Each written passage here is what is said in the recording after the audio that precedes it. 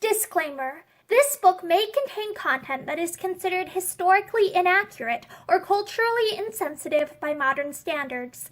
My hope is that by exploring old literature, we will better understand why people of the past thought the way that they did and understand the influences that shape their culture.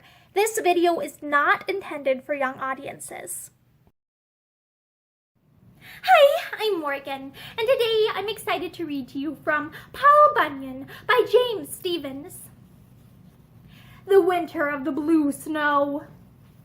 Paul Bunyan was the one historian of the useful and the beautiful. Other writers of history tell only of terrible and dramatic events. Therefore, the chronicles of Paul Bunyan, the mighty logger, the inventor of the lumber industry, the leader hero of the best band of bullies, the finest bunch of savages that ever tramped the continent, the master orator of a land that has since grown forests of orators, his chronicles alone tell of the winter of the blue snow. The blue snow fell first in the north. It fell scantily in its earlier hours, its sapphire flakes floating down on the waves of a mild winter wind, and glittering in an ashen gold light, a sober pale radiance which shimmered through silver mists. There was poetry in the spectacle of these hours, and then the hard gray ground of a peopleless land was hidden under a blanket of dark blue. The nameless frozen lakes and rivers, the silent valleys, and the windy hills of the country were all spread over with a sky-dyed snow. When the last light of this day went out, the boughs of the great pines were creaking under heavy wet masses of snow, like torn bales of blue cotton. There was a rush in the snowfall now, as a fiercer wind whipped it on. Its heavy flakes were driven down in thick, whirling clusters, in streaming veils, leaping lines and dashing columns, and there were cloud-like swarms of the blue flakes, which settled slowly, floating easily in the hard wind. This wind got so strong that it shivered the timber, and the piles of blue snow which had gathered on the pine boughs were shaken down. Most of the snow fell into blue mounds around the trees, but some of it fell on the fauna of the forest, adding to their troublement. At the time of the winter of the blue snow, the forest creatures of this land lived a free and easy life. Man was not there to embarrass them with accusations of trespass and to slay them for their ignorance of the crime. Their main problem was the overcrowding of the forests. The vast moose herds, who populated the woods so densely that traffic through their favorite timber was dangerous, made the matter of getting food a simple one for the carnivorous animals. There were many moose to spare, and the elders of the herds, like most prolific parents, never became frantically resentful over the loss of an offspring. The moose themselves, of course, lived easily on the crisp, juicy moose grass which grew so plenteously in these regions before the blue snow. So the carnivorous creatures of the forests lived a fast and furious life, and it is certain that if they were capable of praise, they had good praises for the moose meat, which they got with such little difficulty. The coal-black Bruins of the north were an especially happy crowd. Theirs was a gay, frolicsome life in the summertime, when the big Bruins danced and galloped through sunny valleys, and the small ones had rolling races on shady hillsides. In the fall, all fat and drowsy from moose meat, the Bruins would go to sleep in their warm caves and dream pleasantly all winter. They were all dreaming now, and the blue snow would no doubt have fallen and melted away without their knowledge, had it not been for the moose herds which crowded the forest aisles. Moose at that time did not have it in them to enjoy wonder, and they had not learned to combat fear, for they were never afraid. Still, they had some imagination, and the moose trembled when the first blue snowflakes fell among them.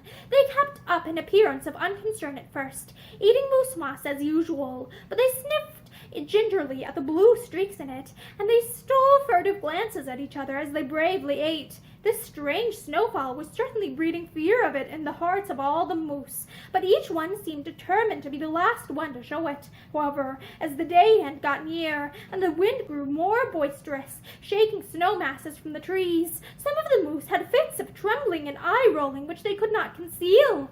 When a heap of snow dropped on the back of some timid moose, he would twist his head sharply and stare with bulging eyes at the mysteriously fearsome color. Then he would prance wildly until the unwelcome snow was bucked from his shivering back.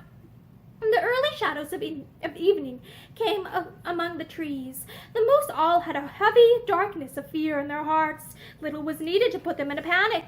It was a great bull moose, a herd king, who forgot the example he owed to his weaker kindred and unloosed a thunderous bellow of terror which started the moose flight, the first memorable incident of the winter of the blue snow. An overladen bow cracked above him. It fell and straddled him from quivering tail to flailing horns, bearing him under its wet blue load. He reared out roaring, and his own herd echoed the cry. Then a storm of moose bellows crashed through the forest. This tumult died, but there followed the earth-shaking thunder of a stampede. The Bruins, awakened from their pleasant dreams, came out from their caves and blinked at the hosts of terrified moose which were galloping past. The earth-shaking uproar of the flight at last thoroughly aroused the Bruins, and they began to sniff the air uneasily.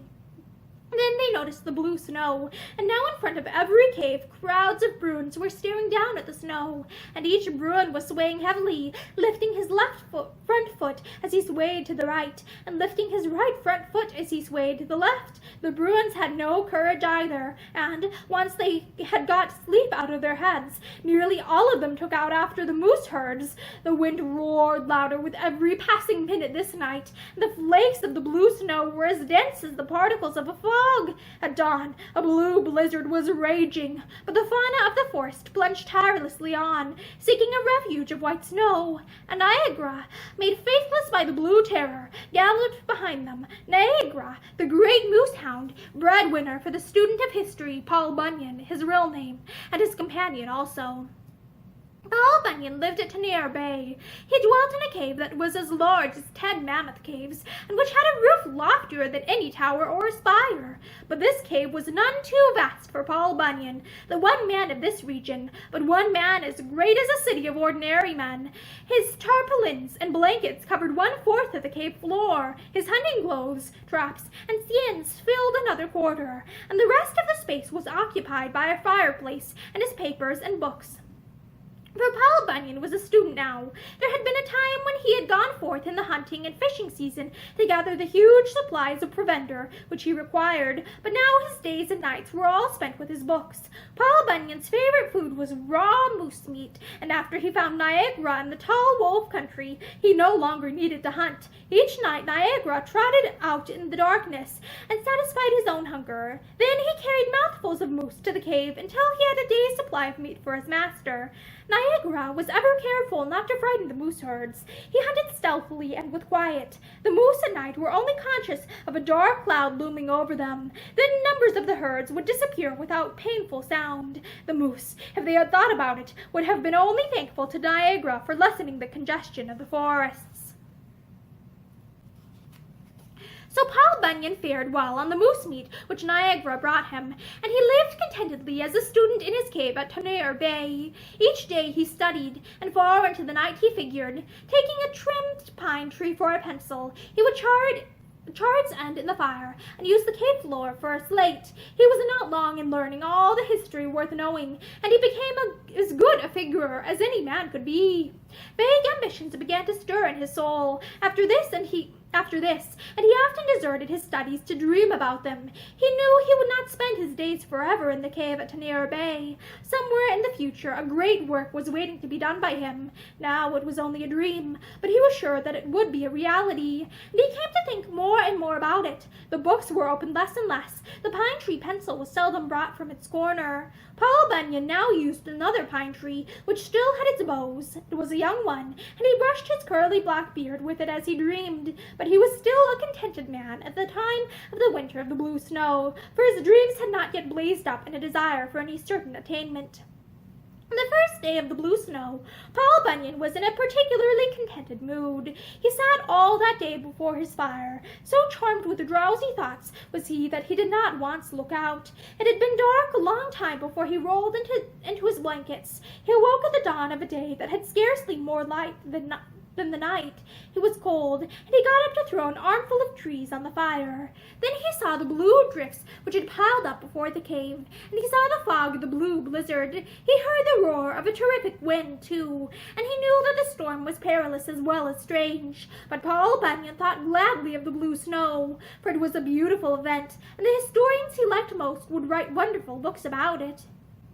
He kicked the drifts away from the cave entrance, but the usual pile of slain moose was not under them. Paul Bunyan was a little worried, as he thought that Niagara might have lost himself in the blue blizzard. The possibility that the unnatural color of the storm might send the fauna of the forest, Niagara as well, into panicky flight did not occur to him. He was sure that Niagara would return with a grand supply of moose meat when the blue blizzard had passed. But the moose herds were now far to the north, fleeing blindly from the blue snow. The Bruins galloped after them.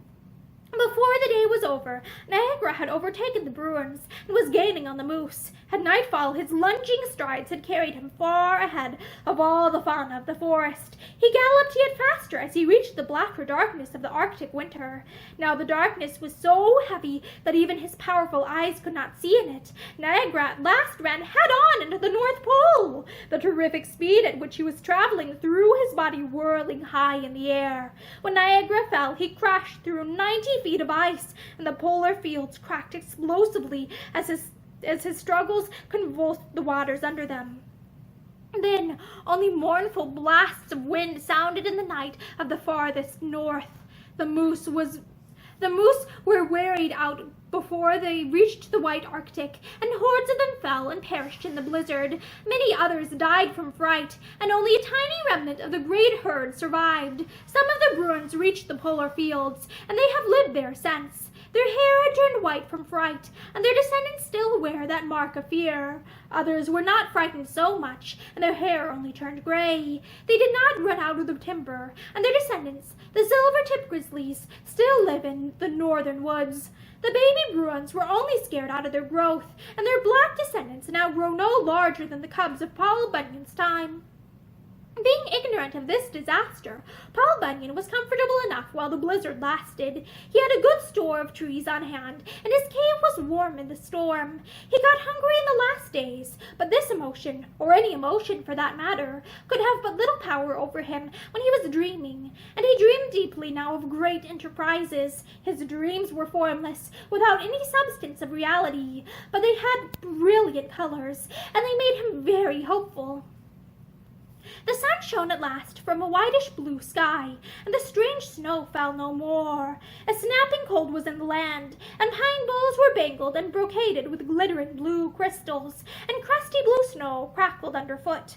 Paul Bunyan strapped on his snowshoes and started out through the border forests in search of Niagara. His was a kingly figure as he mushed through the pine trees. Looming above all but the very tallest of them, he wore a wine-red hunting cap, and his glossy hair and beard shone under it with a blackness that blended with the cap's color perfectly. His unique eyebrows were black also, covering a fourth of his forehead above the eyes. They narrowed where they arched down under his temples, and they ended in thin curls just in front of his ears. His mustache had natural twirls, and he never disturbed it. He wore a yellow muffler this morning under his virile curly beard. His Mackinaw coat was of huge orange and purple checks. His Mackinaw pants were sober-seeming, having tan and light gray checks, but some small crimson dots and crosses brightened them. Green wool socks showed above his black boots, which had buckskin laces and big brass eyelets and hooks, and he wore striped mittens of white and plum color. Paul Bunyan was a gorgeous picture this morning in the frozen fields and forests, all covered with blue snow which sparkled in a pale gold light. That day and the next, and for 5 more days, he searched in vain for Niagara, and neither did he see any moose herds in the woods. Only the frost crackles broke the silences of the deserted blue forests, and at last Paul Bunyan returned to his cave, feeling depressed and lonely. He had not thought that the companionship of Niagara could mean so much to him. In his mood of depression, he forgot his hunger and made no further effort to find food. Lonely Paul Bunyan lay sleepless in his blankets this night, his eyes gleaming through hedge-like eyelashes as their gaze restlessly followed the red flares that shot from the fire and streaked the walls and roof of the cave. He did not realize that his first creative idea was now struggling for birth.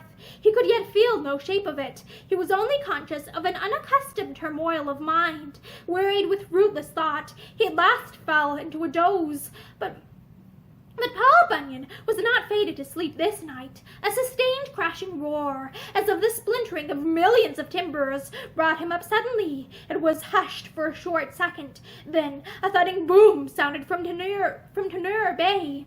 Paul Bunyan leaped to the cave door, and in the moonlight he saw a white wave of water rolling over the blue beach. It came near to the cave before it stopped and receded. He pulled on his boots, and 2 strides brought him down to the bay. It had been covered with ice 7 feet thick, and the case of this broken ice were now tossing on heaving waters. Now, Paul Bunyan saw 2 ears show sometimes above the billows. They were of the shape of moose ears, but enormous as his 2 forefingers. Paul Bunyan waded out into the waters, and he reached these ears a mile from shore. He seized them without fear, and he lifted. Now a head with closed eyes appeared, shoulders and forelegs, body and hips, rear legs and curled tail. It was a calf, a newborn apparently, that was of such a size that Paul Bunyan had to use both arms to carry it. Nom, exclaimed Paul Bunyan. Pauvre petit bleu petit. For this great baby calf was of a bright blue hue, which was neither darker nor lighter than the color of the beautiful strange snow. A blue baby ox calf, for such was its sex. Its ears drooped pitifully, and its scrawny, big-jointed legs hung limply below Paul Bunyan's arms. A spasmodic shiver ran from its head to its tail, and its savior was glad to feel the shiver, for it showed that life remained. Paul Bunyan was touched with a tenderness that drove out his loneliness. "Ma bête," he said, "mon chéri bleu bébé au chaud." He turned back through the waters, and the ice cakes pounded each other into bits as they rolled together in his wake. In 30 seconds, Paul Bunyan was back in his cave. He spread out his blankets in front of the fire, and he laid Bébé upon them. Through the night, Paul Bunyan worked over the blue ox calf, nursing him back to warm life, and in the morning Bébé was breathing regularly and seemed to rest. Paul Bunyan leaned over to hear his exhalations, and the blue ox calf suddenly opened his mouth and caressed Paul Bunyan's neck with his tongue. Paul Bunyan then discovered that he was ticklish in this region, for the caress impelled him to roll and laugh. The serious student, Paul Bunyan, had never laughed before, and he now enjoyed the new pleasure to the utmost. "Eh, bébé," he chuckled. "Eh, bébé, sacre bleu, bon bleu, mon chéri." Bébé raised his eyelids with astonishment upon hearing this cave-shaking chuckle, revealing large, bulging orbs which were of even a heavenlier blue than his silken hair. Such affection and intelligence shone in his eyes that Paul Bunyan wished he would keep his eyes opened. But Bébé was weary and weak, and he closed them again. "He is hungry," thought Paul Bunyan, and he went out to find him food. None of the animals he knew about could supply milk for such a calf as this blue Bébé, but he was a newborn, and his parents should be somewhere in the neighborhood. Paul Bunyan stepped up on the cliff over which Bébé had bounced when he fell into Tenure Bay. From here, a wide swath of smashed timber ran straight up the side of the tallest northern mountain. It was here that Bébé had made his thunderous roll of the night before. 6 strides brought Paul Bunyan to the mountaintop. One of its jagged peaks was broken off, showing where Bébé had tumbled over it and fallen. Then Paul Bunyan followed the calf tracks down the land side of the mountain. For 2 hours he trailed them, but they grew fainter as he went on, and in the Big Bay country, the last fall of the blue snow had covered them. Paul Bunyan now had no doubt that Bébé's mother had been frightened by the strange color of the snow, and that his blueness was a birthmark. Like Niagara and the fauna of the forest, the parents had stampeded, forgetting the little one. It was no use to search for them. Paul Bunyan circled back through the forest and gathered a great load of moose moss before he returned to the cave. This rich food would meet the lack of would meet the lack of milk. Bebe was asleep before the fireplace when Paul Bunyan returned, and he still slumbered while his friend prepared him some moose moss soup. But when a kettle full of steaming, odorous food was set before him, he opened his eyes with amazing energy and sat up. It was then that Bebe first showed the depth and circumference of his natural appetite, an appetite which was to have its effect on history. He drank most of the moose moss soup at 3 gulps. He seized the rim of the kettle in his teeth and tilted it up until even the last 10 gallons were drained out of it. Then, looking roguishly at Paul Bunyan the while, he bit off a large section of the kettle rim and chewed it down, switching his pretty tail to show his enjoyment. "Eh, Bebe!" roared Paul Bunyan, doubling up with laughter for the second time in his life. And he praised the blue snow for giving him such a creature, and did not mourn Niagara, who had never been amusing. But now, as Paul Bunyan doubled over for another rare roar of laughter, he got one more surprise. He was struck with terrifical force from the rear and knocked flat. Paul Bunyan hit the cave floor so hard that its walls were shaken, and a cloud of stones dropped from the roof, covering him from his hips to his thighs. Paul Bunyan dug himself out with no displeasure. He was marveling too much to be wrathful. "There is strength in this baby animal," he thought. "Surely he has the muscle and energy for great deeds, for that was such a tremendous butting he gave me that I'm more comfortable standing than sitting." So he stood and admired the strong and energetic ox calf, who was calmly seated on his haunches before the fireplace, now throwing his head to the right as he licked his right shoulder, now throwing his head to the left as he licked his left shoulder. While Paul Bunyan admired, he pondered. Then, even as Bebe had given him his first laugh, the ox calf now showed him the outline of his first real idea. The thought struck him that his student's life was finally over. There was nothing more for him to learn. There was everything for him to do. The hour for action was at hand. Indeed, if he was to keep this blue ox calf, action was truly necessary. Bebe had shown that his superabundance of vitality made him dangerous as well as delightful and amusing. This inexhaustible energy of his must be put to work. This vast store of power and an ox hide should be developed and harnessed to give reality to some of Paul Bunyan's vague dreams.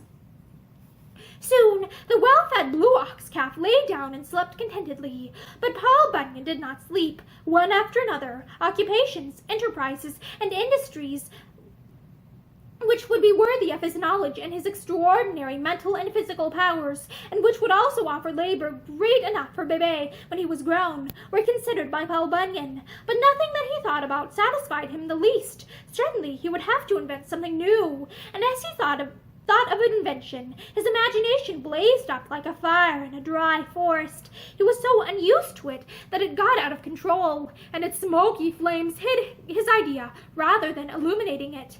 Worried at last, he lay on his side, for he remembered his bruises, and he fell into a troubled doze. Now he dreamed and saw great blazing letters which formed the words, "Real America." He sat up, and his bruises gave him such sudden pain that the dream vanished utterly. But he dreamed again before morning.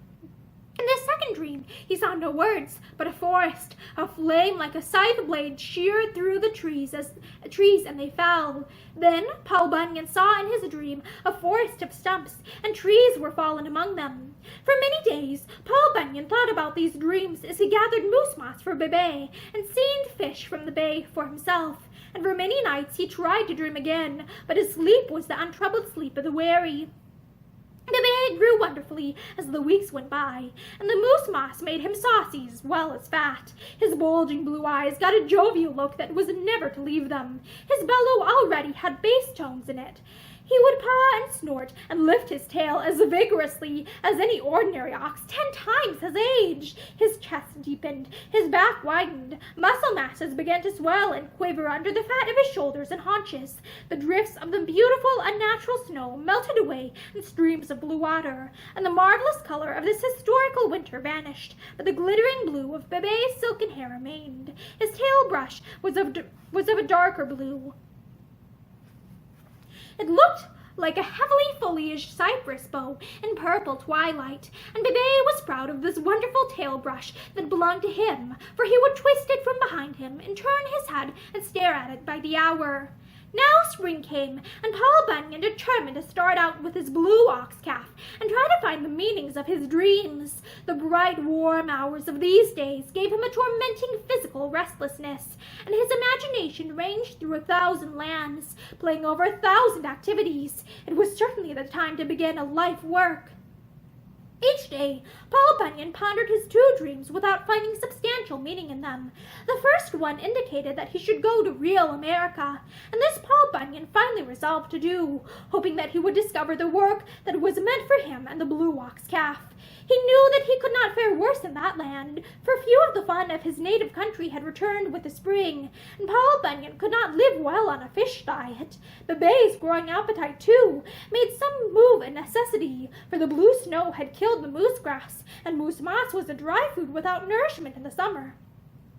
The more Paul Bunyan thought about real America, the better he liked the idea of going there. Moose and grass, at least, were to be found across the border, and no doubt real America was his land of opportunity. So one fine day, Paul Bunyan and Bebe came down to the border. The blue ox calf frolicked with his master and bellowed happily when he saw the green grass and clover on the hills of real America. He was for rushing over at once, but Paul Bunyan, the student, was not unmindful of his duty to his new country. He would not enter it without fitting ceremonies and pledges, though Bebe butted him soundly in resenting the delay. Now Paul Bunyan lifted his hand solemnly and spoke in the rightful language of real America. "In becoming a real American, I become Paul Bunyan," he declared. "I am Paul Bunyan no more." Wait, Paul? Oh, so he's changed it from being spelled B-U-N-Y-O-N to now spelling it B-U-N-Y-A-N. "In becoming a real American, I am Paul Bunyan," he declared. "I am Paul Bunyan no more. Even so shall my blue ox calf be called Babe, and Bebe no longer. We are now real Americans both, hearts, souls, and hides." After uttering these words with feeling and solemnity, an emotion more expansive, more uplifting, and more inspiring than any he had ever known, possessed Paul Bunyan and transfigured him. His chest swelled, his eyes danced and glittered, and his cheeks shone rosily through the black curls of his beard.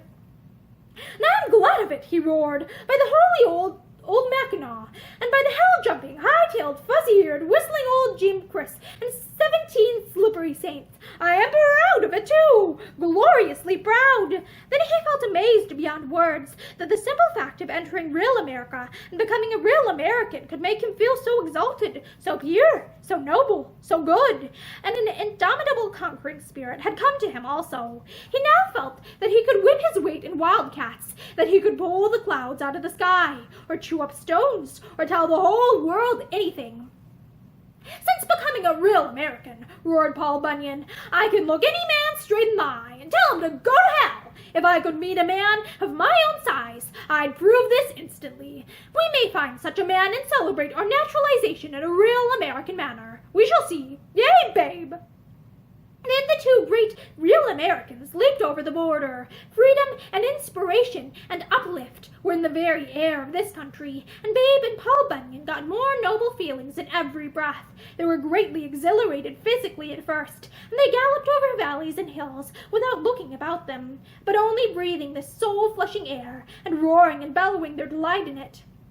That before the day was over, Paul Bunyan discovered that real America had its sober, matter-of-fact side too, also.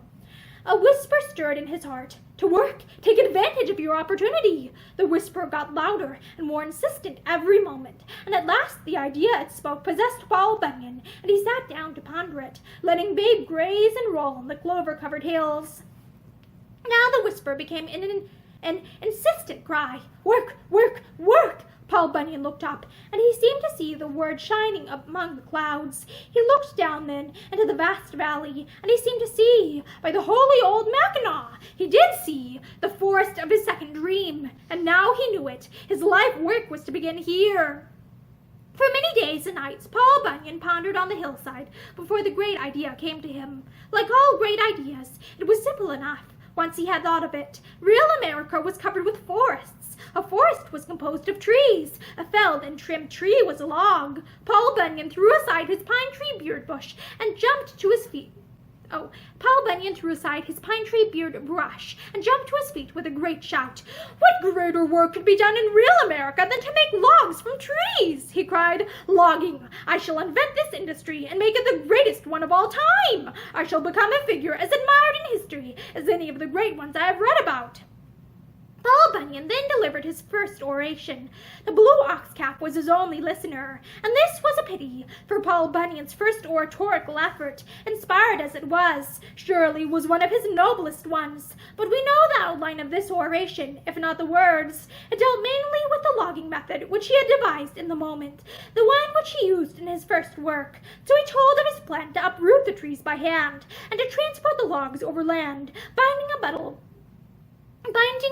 of them on one side of Babe, and hanging a sack of rocks from the other side for ballast. It was months after this that he made his first improvement, the using of a second bundle of logs instead of rocks for ballast. And at this moment Paul Bunyan, for all his foresight and imagination, could not have dreamed of the superb tools and marvelous logging methods that he was to originate, or of the countless crews of little loggers that he was to import from France, Ireland, Scotland, and Scandinavia, or of the tremendous river drives and the mammoth camp life he was to create. He would have been bewildered then by the fact that he would someday need a foreman as grand as himself for his life work, and the notion that he would someday need help in his figuring would have seemed like a far-fetched jest. No, in this first oration, imaginative and eloquent as it must have been, Paul Bunyan only spoke of simple work for himself and Babe, but he only tells us that the oration was not a long one, for the call to work came more insistently as he ended each period. At last he had to answer this powerful call. He commanded, "Yea, Babe!" and the baby blue ox and Paul Bunyan descended into the valley to begin the first logging in the real American woods. And this is an illustration of a Babe with I believe it's like a stack of logs on his back. And that is the end of The Winter of Blue Snow. And I also wanted to show you this illustration from the intro again in case you might have missed that. So yeah, I hope that you have a great day and return soon to hear the next story. Bye!